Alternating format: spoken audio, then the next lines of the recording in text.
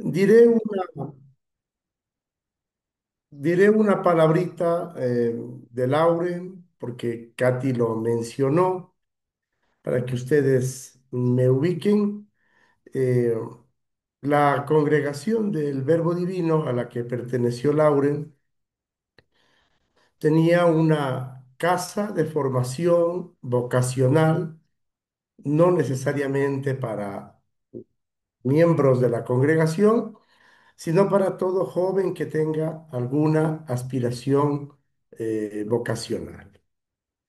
De tal modo que yo había hecho mis primeros pasos vocacionales en Saruba, en la provincia del Oro, que es a donde yo me pertenezco, y con la comunidad salesiana que llevaban adelante la parroquia.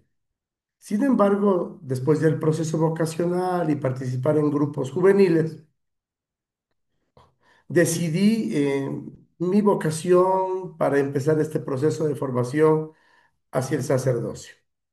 Y el administrador apostólico del Oro de ese entonces, que era Monseñor Jesús Martínez de Esquerecocha, un vasco, me dijo, mira, yo creo que para la filosofía podrías no estar aún en el seminario mayor en Quito, que era el que había en ese entonces, las otras diócesis, había otro en Guayaquil, otro en Cuenca, pero no más. Ahora hay muchos seminarios en el Ecuador. Podrías empezar haciendo la filosofía desde una casa de formación que tienen los padres del Verbo Divino.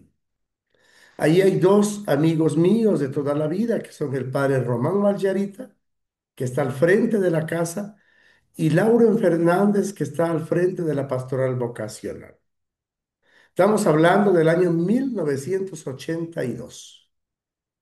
Y entonces yo fui a Quito y me integré a esa casa y hacía mis estudios en la Facultad de Teología de la Pontificia Universidad Católica del Ecuador. Así es que viví 4 años en la casa de formación de los Padres del Verbo Divino y claro, ahí estaba Román y estaba Lauren Fernández. Entonces lo conocí a Lauren en el 82 y yo tenía 18 años, eh, recién graduado de bachiller. Una vez terminada la filosofía, yo hice mi experiencia pastoral en Riobamba con Monseñor Leonidas Proaño, que había que hacer una experiencia pastoral en alguna diócesis, en alguna misión, en algún lugar. Y luego pasé a teología. Al pasar a teología, por algunas circunstancias, dejé la diócesis del Oro y me incardiné en la diócesis de Cuenca, a la que actualmente pertenezco, y también dejé la casa de formación del Verbo Divino y pasé al Seminario Mayor de Quito para hacer mi teología. Pero nunca, nunca se rompió mi vínculo, mi amistad, mi cariño con Lauren. Luego, una vez ordenado sacerdote, yo fui a Costa Rica, a la Universidad Bíblica Latinoamericana, que es una universidad ecuménica, que en ese tiempo tenía mucha fraternidad con el Departamento Ecuménico de Investigaciones DEI, que a lo mejor muchos de ustedes lo conocen, que también está en San José. Yo vía DEI, llegué a Costa Rica una vez terminada mi teología y ahí hice esta especie de especialidad, un diploma en hermenéutica bíblica y en teología bíblica. Y claro, eso era porque durante mis años en la casa de formación con Lauren, Lauren me había metido por todos los poros de mi corazón y de mi piel el tema del amor a la Biblia. Y fui para eso y cuando regresé me hice cargo de la formación bíblica en la llamada Vicaría Oriental de la Arquidiócesis de Cuenca, que es donde empecé. Y claro, ahora yo tengo 32 años de sacerdocio, voy para 33 en el mes de enero próximo, y estuve 20 años al frente de la Secretaría de Formación de la Arquidiócesis de Cuenca, que es la formación bíblica de la diócesis. Y después, en el tiempo de la pandemia, dejé, pero desde el año pasado he vuelto en mi vicaría, que se llama Cristo Salvador, a la que pertenece mi parroquia, que está en la ciudad de Cuenca. He vuelto a la Escuela Vicarial de Formación Bíblica. Entonces, las 12 parroquias que conforman esta vicaría, pues tiene una escuela de formación bíblica de toda la vicaría, y el responsable de eso soy yo. De tal modo que durante esos 20 años en la secretaría, eh, tuve la oportunidad de trabajar codo a codo con Lauren, usando los materiales del centro bíblico para la catequesis familiar de mi parroquia, para las escuelas de formación, para los talleres, para los encuentros.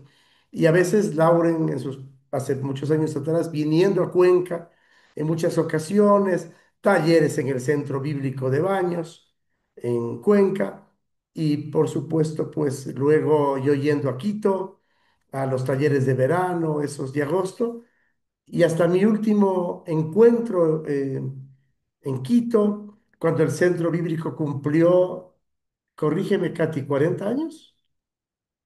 Sí, bueno, más eran 40 años de toda la participación en la pastoral que Padre Lauren había tenido con... Había tenido, y cerca los 50 años de sacerdocio, las Sí. bodas de oro sacerdotales de Lauren. Y el cumpleaños, Eh, él sí era el 8 de febrero.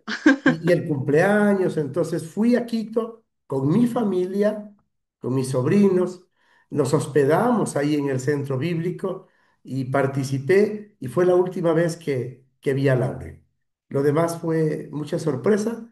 Eh, Me queda en mi celular el último audio que pues me da pena borrarlo. Y en eso estamos, pero como hoy vamos a hablar de la resurrección, entonces pues en ese espacio eh, tengo la memoria de Laura. Eso lo quería decir porque me lo pidieron, y creo que también era un deber decirlo, porque la verdad es que después de que Lauren nos dejó, yo no había vuelto a este espacio, es la primera vez. Eh, Bien, nosotros...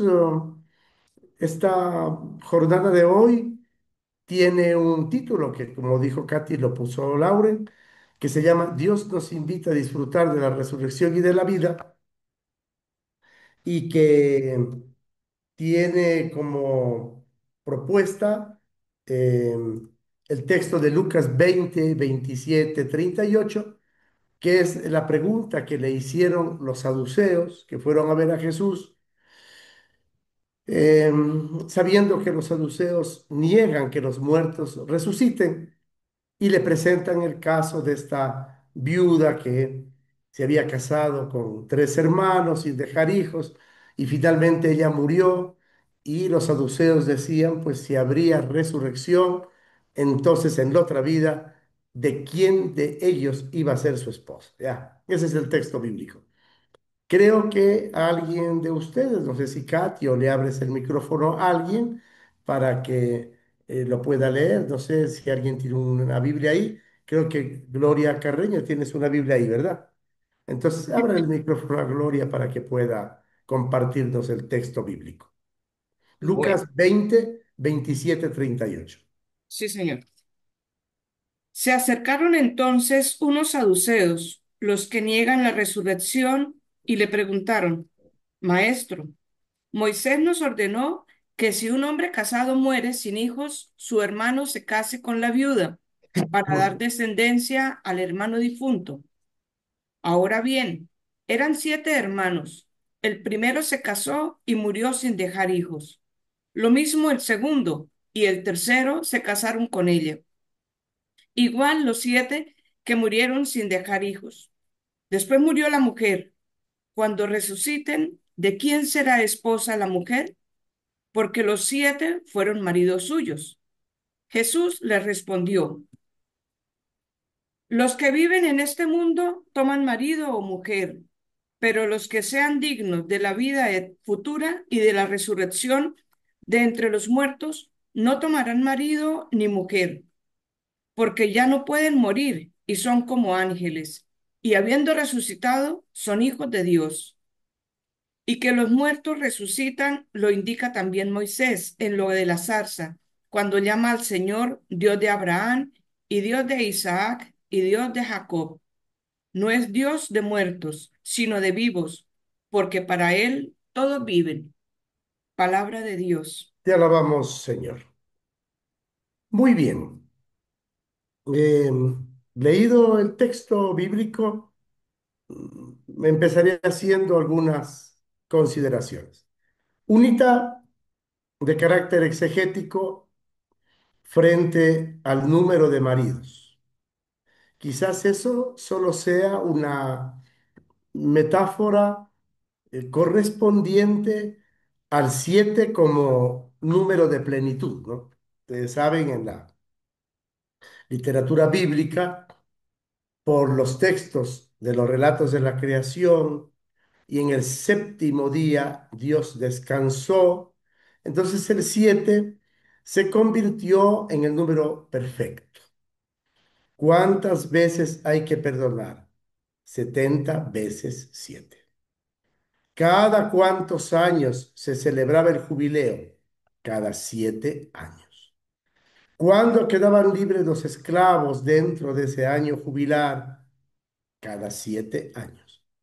¿Cuándo había que perdonar la deuda? Cada 7 años. ¿Cuándo se celebraba el Shabbat, el año sabático de descanso de la tierra? Cada 7 años. ¿Cuándo salían libres los presos? Cada 7 años. ¿Cuándo un dueño de un esclavo podía acceder a la libertad de ese esclavo, aunque sea para venderlo a otro? Cada 7 años. Y como 7 por 7, 49, entonces cada 50 años el año de la gracia, el año de la remisión. Y puede ser que en ese mismo sentido, eso de los 7 maridos tenía que ver con que esta sí era una viuda de verdad, ¿no? No había sido repudiada, no había pasado por un divorcio. No, no, se le murieron. Y para que vean que era viuda, viuda, y que no quede ninguna duda, 7 veces viuda. ¿Ya? Entonces, no importa si fue viuda una vez, si fue viuda 2 veces, más allá del número de esposos, ¿qué pasa con el esposo en la otra vida? Para el que tiene una, para el que tiene dos, para el que tiene tres, para el que tiene 7. Pero en realidad no creo que haya sido esa la preocupación fundamental de los saduceos.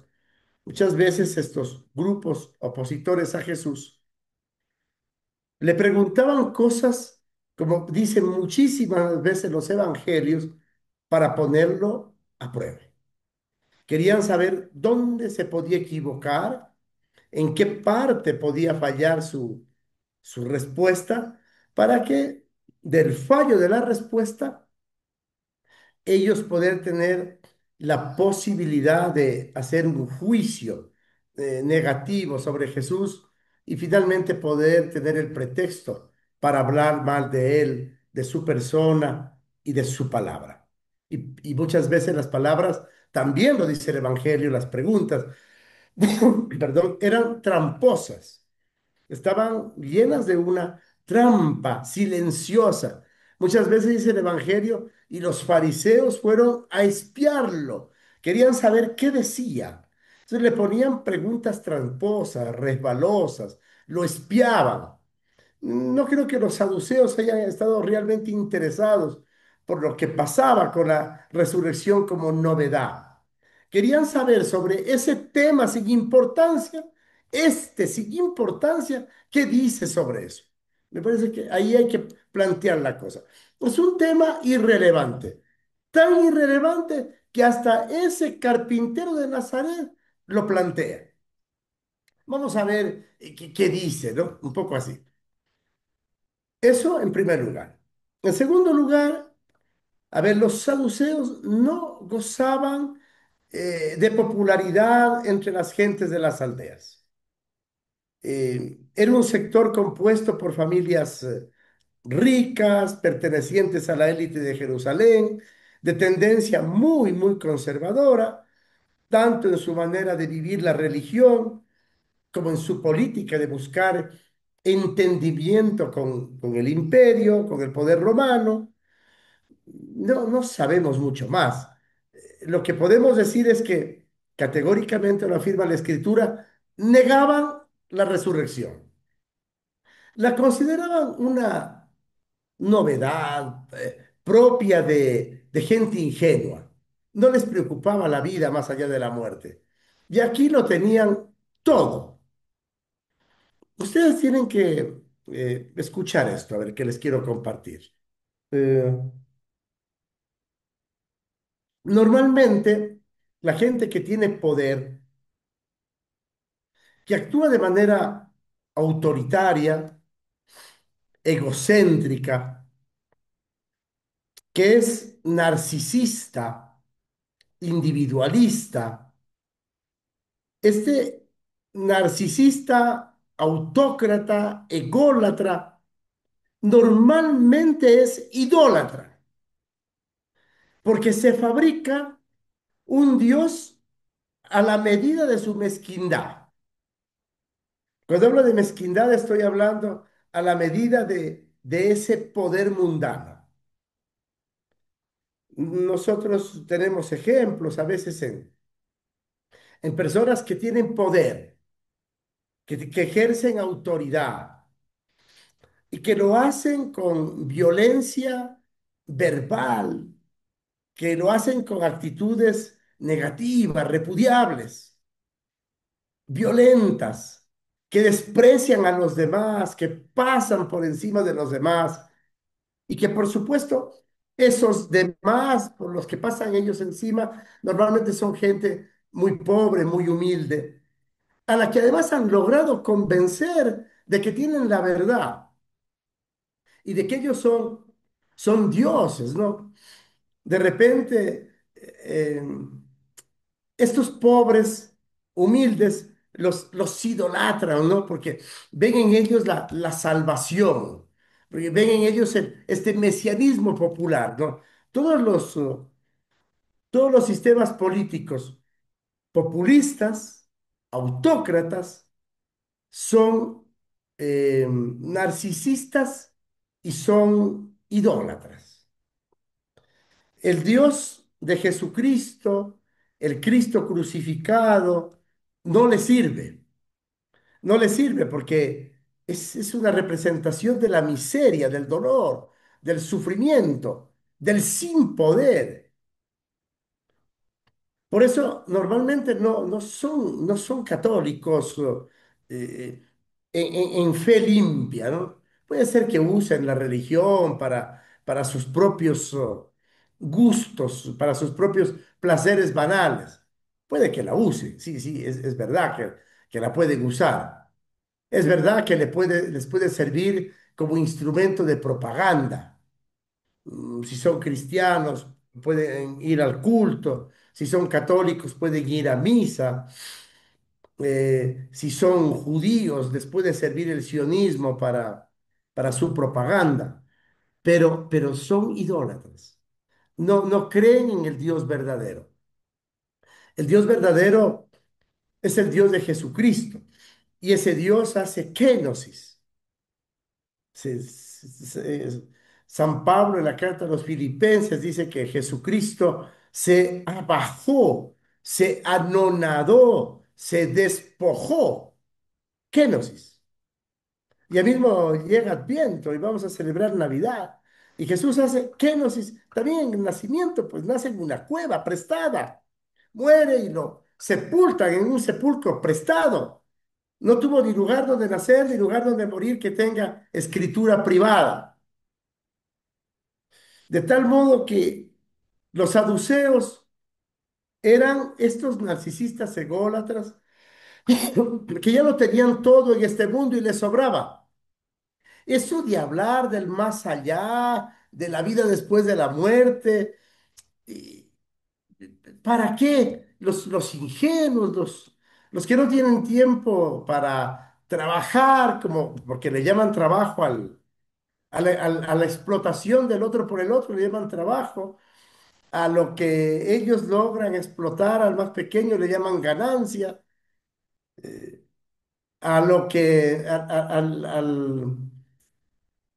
qué sé yo, a la suma del poder con el voto de estos más ingenuos, le llaman democracia. Entonces, eso es un poco complejo. Y claro, esta gente no tiene tiempo para pensar en el más allá, porque su tiempo está ocupado en los negocios, en la acumulación, en la concentración de poder, en la evasión de la riqueza mala vida, en perdonarse sus impuestos. Entonces, no tienen tiempo para la resurrección, ¿no? Eh, pero por ahí hay unos pobres, los más pequeños, que como no han podido disfrutar en esta vida, como no han podido satisfacer sus necesidades básicas, como no han podido disfrutar de lo que significa el placer de la Dolce Vita. Entonces, esos se inventan un cielo, una vida nueva, un lugar donde podrán tener lo que aquí no han tenido. Eso es para ingenuos. ¿Eh? Esa ha sido la lógica durante la historia de la humanidad. A veces nosotros también, aún ahora, los más pobres, suelen apelar a una religión sacrificial para, desde el sacrificio, desde el dolor, em, poder ganarse a Dios. Yo voy a repetir una cosa que decía hoy día en la misa, que no tiene que ver con esto, pero el ejemplo me sirve. La religión que no es profética termina siendo banal devoción. Porque la banal devoción no se pregunta por qué. En cambio, la religión con profetismo se pregunta por qué y le toca denunciar las estructuras que provocan injusticia y provocan muerte y provocan violencia. Y ahí te metes en líos. Por eso es que los profetas terminan siendo mártires. Los devotos, pues normalmente mueren santamente en cualquier lugar cómodo. Eso, eso que les cuenten los santos. Todos los santos fueron profetas, fueron místicos. No digo que la devoción sea mala per se, pero es como la caridad, ¿no? La caridad no se pregunta por qué, la solidaridad sí. Por eso es que la gente que se dedica a hacer solidaridad se pone donde las papas queman y suele terminar maltrecha. En cambio, el que hace caridad, también las de los clubs de la gente con poder económico, también hace caridad. Hacen una cena millonaria de $100 el plato y ya pues como no les toca preguntarse por qué, ni se pregunta si no será que mi concentración de poder y mi acumulación de riqueza es la que provoca esas desigualdades y que ahora me toca hacer una rifa y un bingo para yo poder ayudar y para poder compartir. Entonces, ya anestesiados con ese tranquilizante de conciencia, la caridad les da la comodidad de saber que algo han hecho por los más pobres. Pero nunca se preguntan, ¿y no será que lo que a mí me sobra es lo que al otro le falta? Porque esto que a mí me sobra, de algún lado tiene que venirme porque me sobra. En algún lado estará la explicación matemática, económica de mi acumulación y de mi concentración de poder. ¿No? Y bueno, y si encima de eso hay alguien que le celebra misa al final del bingo, redimidos todos. Estos son temas peliagudos. Entonces, claro, ahí está el tema de la resurrección como ese mito del imaginario simbólico colectivo de lo que no pude alcanzar en esta vida, a lo mejor en la otra, Dios me compense y me recompense. Fíjense que los que estamos aquí, que tienen más o menos mi edad, 60 para arriba, todos habremos escuchado a nuestros abuelos. Cuando te venía una crisis, un sufrimiento, un dolor, maltrato, mala vida, los abuelos decían, ah, ¿qué hemos de hacer? Ya todo en esta vida, pero ya suframos aquí, que en otra vida hemos de tener la recompensa. Entonces, claro, le hacían un stop, no le hacían un stop al dolor, no le hacían un pare al dolor y al sufrimiento, sino como que lo toleraban como una necesaria purificación para el más allá. Una especie de, aquí mismo se vive el purgatorio, aquí mismo se vive el infierno. Entonces, entre más yo aquí vive el infierno, ya después derechito a la otra vida, ya voy a tener la compensación eterna. Así que qué bueno que me duele aquí para que no me duele en la otra vida. Todo eso. Claro, y luego toda la religiosidad popular del sacrificio, no la religión como fe, sino la religión como ideología. Entonces, voy a hacer una romería. Qué bueno que hagamos una romería. Lindo, a ver, todo este grupo que estamos aquí, que ya estamos 106 personas, vamos a buscar un santuario de esos donde se vive la bendición del año jubilar y nos vamos a ir los 106. Escojamos uno en cualquiera de sus países. Este año santo hay lugares de peregrinación. Pues vamos a ir de peregrinación, todos, chévere.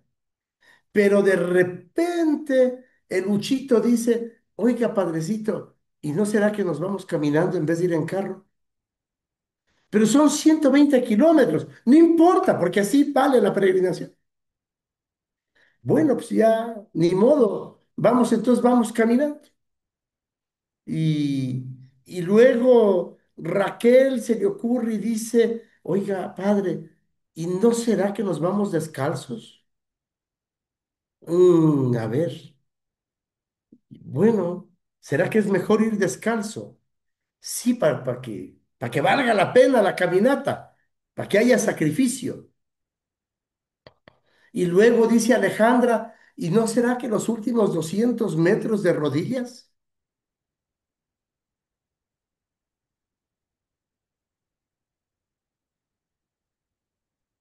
Y vea, 200 metros de rodillas, ni se me rompió el pantalón, ni se me hicieron moretones las rodillas. Milagro.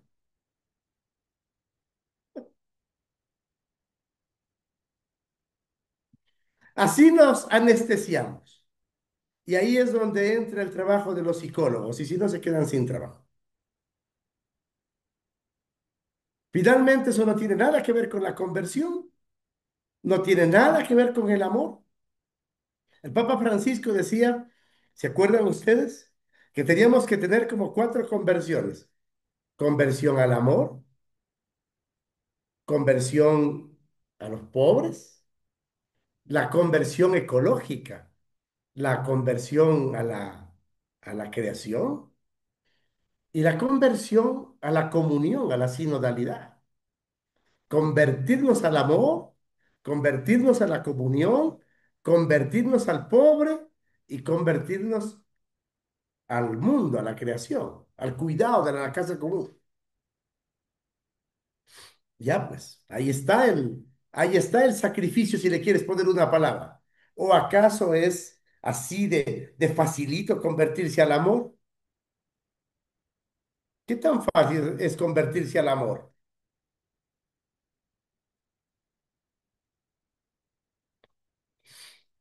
Incluido el amor a los enemigos, ¿no?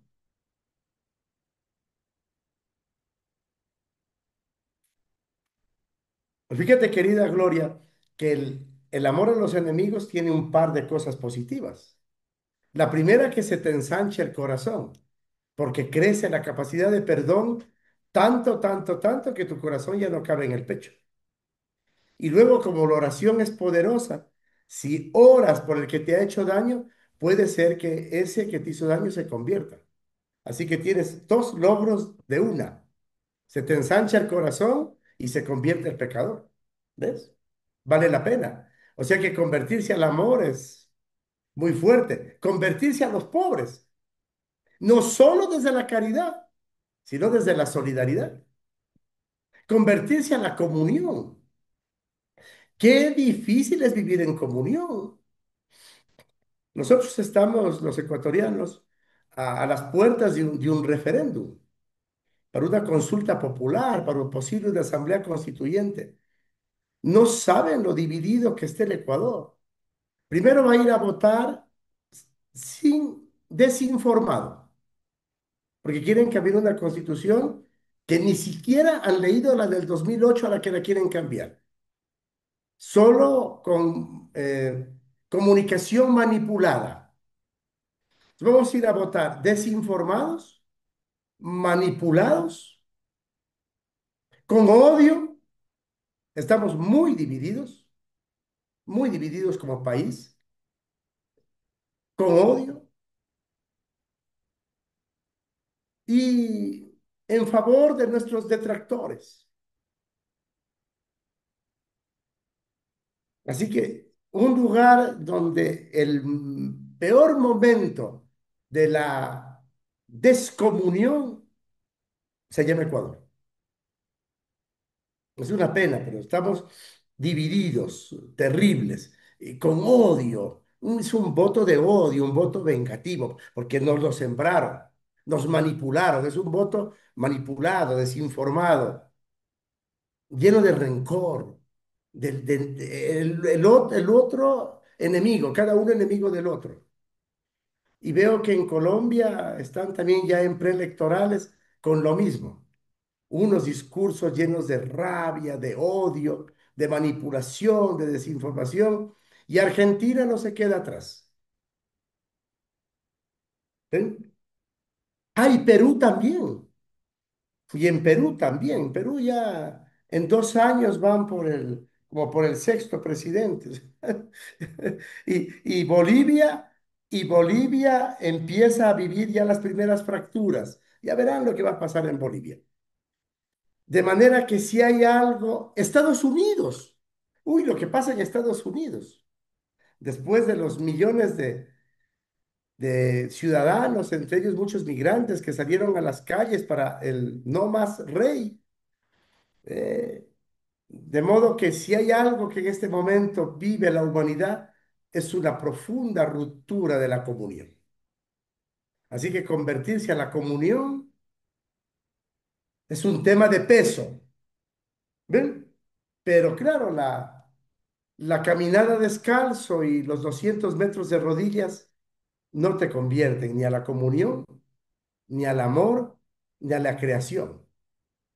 Y logran que tu espíritu se calme y se tranquilice para decir, me dolió tanto que el Señor se ha de apiadar de mí. Es una lectura equivocada de la fe. Bueno, pues entonces lo que les quiero hacer notar es que así como en tiempo de los saduceos les pasaba a la gente más pobre, ¿para qué ir a pensar, ay, quiénes serán esos? Si a nosotros nos pasa lo mismo. A ver si creemos en la resurrección o creemos en la posibilidad de un mundo mejor, de bienestar después de esta vida. Verán que no es lo mismo resurrección que bienestar, por si acaso. El cielo no es un lugar de bienestar.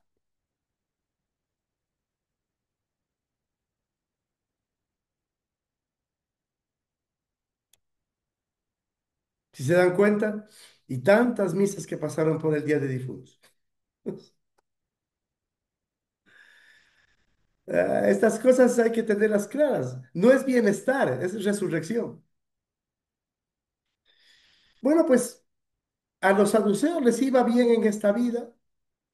¿Para qué preocuparse del más allá?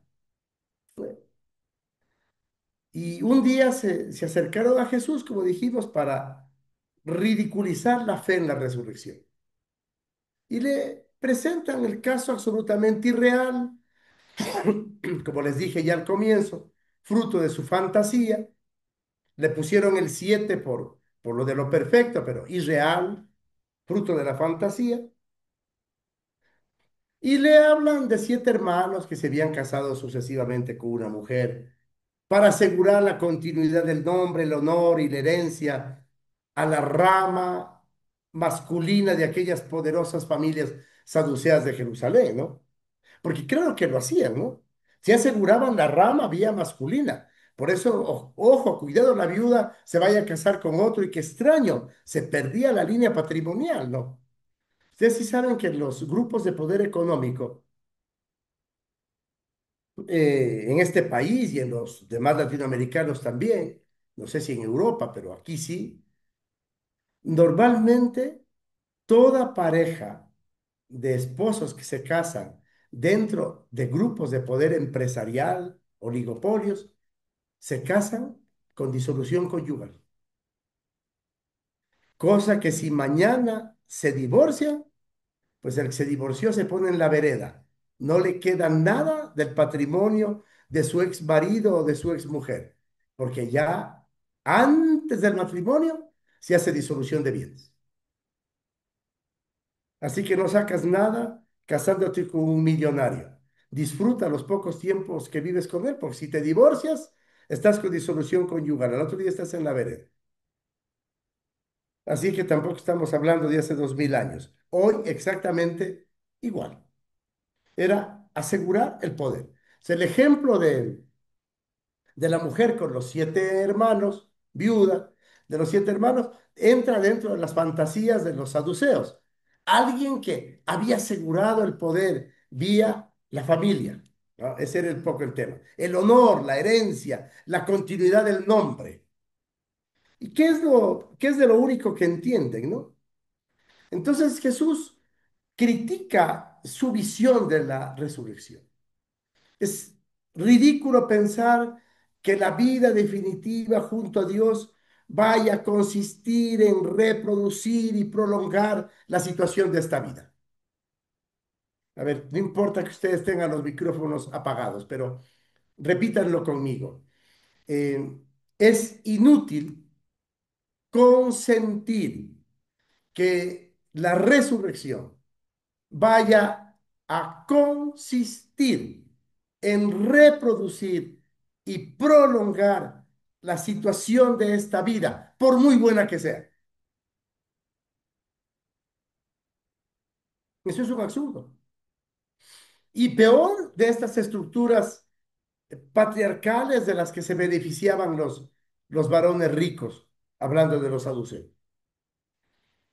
La fe de Jesús en la otra vida no consiste en algo tan irrisorio. Yo aquí he vivido tan bien que la resurrección, la otra vida, tiene que ser tan bien como he vivido aquí. No, porque lo tan bien que has vivido aquí es incomparable, imposible que lo puedas reproducir en la eternidad. No se puede. Ustedes no tienen que pensar la eternidad como lo bueno que han vivido aquí, por muy bueno que hayas vivido. Voy a decirlo en colombiano, por muy sabroso que hayas vivido. El cielo no es sabroso,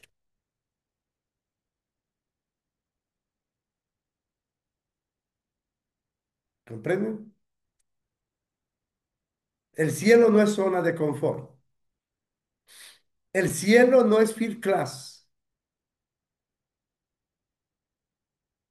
no se puede comparar. Porque además estoy hablando también de cielo como una utopía, ¿no? No como un lugar físico.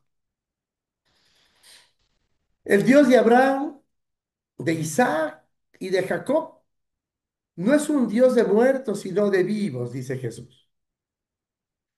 Claro, Jesús no puede imaginarse que a Dios se le vayan muriendo sus hijos. Dios no vive por toda la eternidad rodeado de muertos. Ese es el punto. A ver, Dios no puede tener en su cielo muertos. Tienen que haber vivos. Jesús tampoco puede imaginar que la vida junto a Dios consista en perpetuar las desigualdades, las injusticias, los abusos de este mundo y que el dolor de este mundo termine siendo plenitud en la otra vida.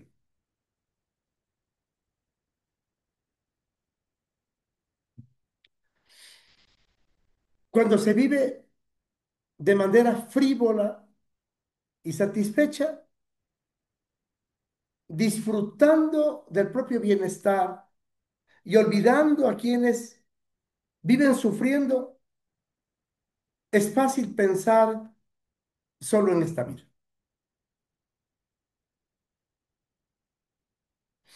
Cuando vos piensas solo en esta vida, es como bastante egoísta, ¿no? Yo ya he vivido tan bien, o al revés, yo ya he sufrido tanto que para qué más. Un poquito de pérdida del sentido profundo de la dignidad de la vida, de hijos de Dios, ¿no? Eh, Puede parecer un poco ridículo alimentar otra esperanza. Cuando se comparte un poco el sufrimiento de las mayorías pobres, las cosas cambian. ¿Qué decir de los que mueren sin haber conocido el pan, la salud o el amor? ¿Qué decir de tantas vidas malogradas o sacrificadas injustamente?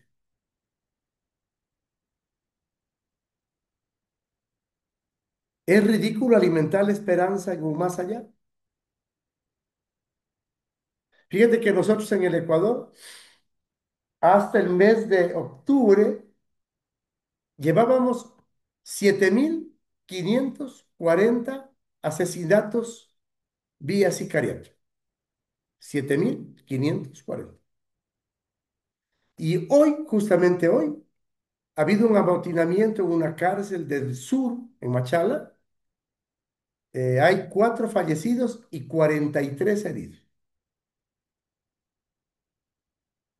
¿Cómo lees la resurrección desde ese ámbito de la realidad? ¿Cómo reconstruir la esperanza? Fíjense que la última, no, no la última, la primera, primera, bueno, última, pero la primera exhortación del Papa León, Dilexi te he amado. Ese es el texto del Apocalipsis 3:9. La literatura apocalíptica se escribió en tiempos de persecución y de martirio y fue escrita para reconstruir la esperanza, para reconstruir la fe. Hoy día que estamos celebrando esta liturgia con lo de la Basílica de Letrán, por muy linda que nos parezca, es la memoria de Constantino que se construyó la basílica cuando el imperio se cristianizó. Pero ustedes tienen que pensar que el imperio romano cristianizado tuvo que hacer un corte, provocar ruptura con el Apocalipsis, porque el Apocalipsis generaba conciencia crítica y hubiera sido difícil cristianizar las estructuras del imperio desde una visión apocalíptica a la que estos mártires llamaban la gran bestia. Eh, También la otra cosa que quiero decir es que Jesús ha sido siempre muy sobrio al hablar de la vida nueva después de la resurrección, ¿no? Cuando este grupo de aristócratas saduceos trata de ridiculizar la fe en la resurrección de los muertos, Jesús reacciona elevando la cuestión a su verdadero nivel y haciendo estas afirmaciones básicas, ¿no? Dios no es un Dios de muertos y les pone el ejemplo histórico de Abraham, de Isaac y de Jacob.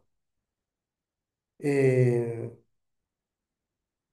Primero, ya dije, Jesús rechaza la idea pueril de los saduceos que imaginan la vida de los resucitados como prolongación de esta vida que ahora conocemos. Y ya dije también que es un error representarnos la vida resucitada por Dios a partir de nuestras experiencias actuales. Eh, yo creo que Jesús, cuando le preguntan sobre la otra vida, como dije, es muy sobrio. Dice que es como un gran banquete, dice que es como una casa que tiene muchas mansiones, hablando de la vida eterna, ¿no? Una casa que tiene muchas mansiones, es como un gran banquete, es donde todos seremos hermanos. ¿Se acuerdan si ustedes de la resurrección de Lázaro, etcétera? De tal modo que Jesús no habla mucho de la otra vida y cuando se refiere a esa otra vida, la habla con estas categorías simples, sencillas, una casa donde un Padre Dios nos acoge, nos recibe, es un Padre generoso, amoroso, es una gran mansión, es un gran banquete, pero son metáforas. Somos nosotros los que hemos alimentado la imaginería de la eternidad. Pues claro, entonces como pintamos el purgatorio y todo lo que se nos ocurra. Y como pintamos el infierno, entonces también diablos, parrillas, fuego, azufre, maderos, chuzos, eh, pailas hirviendo, veneno, humo tóxico. Pero eso es puro producto de la fantasía. Y así como hemos fantaseado el infierno, también hemos fantaseado el cielo. Nada de eso se dice en la Sagrada Escritura.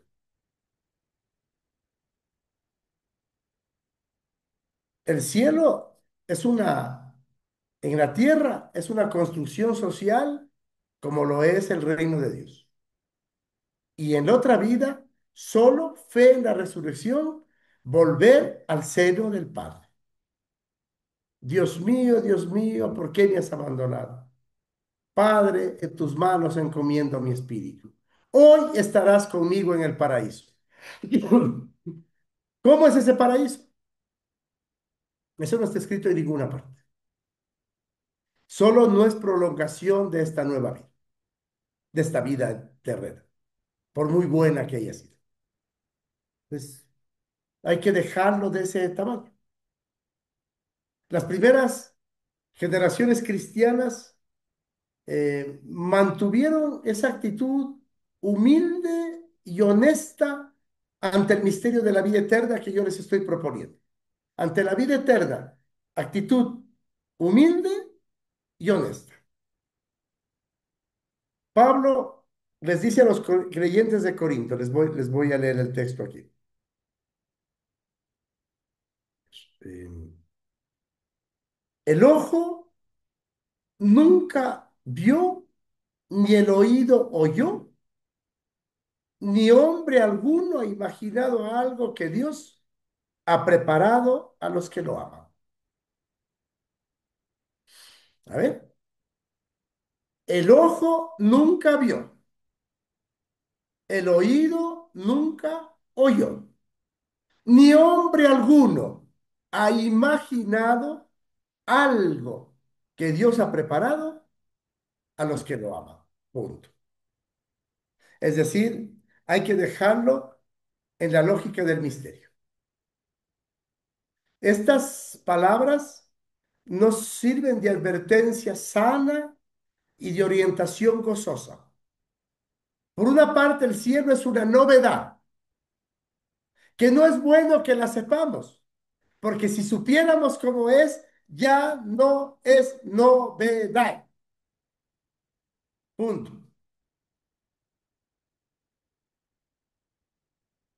Si alguien supiera cómo es el cielo, siempre habrá alguno que no le guste.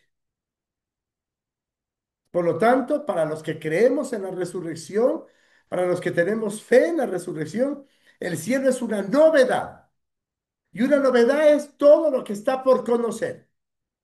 Así que no se puede decir nada con certeza pura. Lo que se diga así de labios para afuera es especulación, intuición, imaginación. Y las mejores buenas intenciones están llenas de mucha imaginación. Es una novedad que está más allá de cualquier experiencia terrestre, pero por otra es una vida preparada por Dios para el cumplimiento pleno de nuestras aspiraciones más hondas. ¿Cómo es eso? Lo más humilde es, no sé, porque ¿qué nos tiene preparado Dios? No sé. Lo mejor, pero lo mejor en categorías terrestres, según yo. Lo mejor en categorías eternas, no sé. Lo propio de la fe, a ver, esto es lindo. Lo propio de la fe no es satisfacer ingenuamente la curiosidad, sino alimentar el deseo, la expectación y la esperanza confiada en Dios. Lo propio de la fe no es satisfacer ingenuamente la curiosidad, sino alimentar el deseo de conocer a Dios. Hay una diferencia radical entre nuestra vida terrestre y esa vida plena, sustentada directamente por el amor de Dios después de la muerte. Esa vida es absolutamente nueva, inimaginable. No se la puede describir. Nunca la vamos a poder describir o explicar. Nada, porque son categorías humanas. No tenemos ni las palabras, ni la visión, ni los medios para poder explicar. Solo hay que decir con San Pablo, ni ojo alguno vio, ni oído alguno oyó, que puede explicar esa novedad, ese misterio de lo propio que Dios le tiene preparado para cada uno de nosotros, que termina siendo un misterio en el que mientras estemos aquí no se lo puede explicar desde nuestras categorías racionales. Eso. Entonces, puedo decir las preguntas que las anoté y que se las puse a la Katy. ¿Qué decir de los que mueren sin haber conocido el pan, la salud, el amor? ¿Qué decir de tantas vidas malogradas o sacrificadas injustamente? ¿Dios podría tener una eternidad rodeada de muertos? Jesús ha sido siempre muy sobrio al hablar de la vida eterna, de la vida eterna, ¿eh? Katy, de la vida eterna. Ahí le falta la palabra eterna. ¿Por qué entonces en la imaginación, hay que borrar ese él, en la imaginación sobre la otra vida hay tanta invención creativa? Esta pregunta es chéverísima. Si Jesús ha sido siempre tan sobrio al hablar de la vida eterna, ¿por qué entonces en la imaginación sobre la otra vida hay tanta invención creativa? Uy, ustedes pregúntenlas a los testigos de Jehová. ¿Saben hasta de qué color son las puertas, de qué material son los asientos? Porque todo se lo bajaron del Apocalipsis, pensando que el Apocalipsis, en vez de ser literatura propia de la resistencia, de la persecución y el martirio del siglo primero, es una fotografía de la vida eterna. Entonces ya sabes que las calles son de oro, que los reclinatorios son de mármol, que los faroles están hechos de luz incandescente, que el banquetes de manjares y de panes que te sirven los ángeles, las vírgenes te ponen el buen vino y además sí alcanza porque como solo son 144,000 y a todos los que estamos aquí estamos fuera. Y los católicos y los cristianos fundamentalistas también, y los viejitos católicos también. Todos con mucha imaginación sobre la otra vida. De la otra vida no hay que hablar con propiedad. Podría terminar siendo una herejía, porque estás diciendo cualquier tontería. Dejen que para cada uno el momento que nos toque sea una novedad preparada por Dios. Punto. Y claro, la última pregunta, ¿es ridículo entonces alimentar la esperanza en Dios? Hermanos, hermanas, muchas gracias.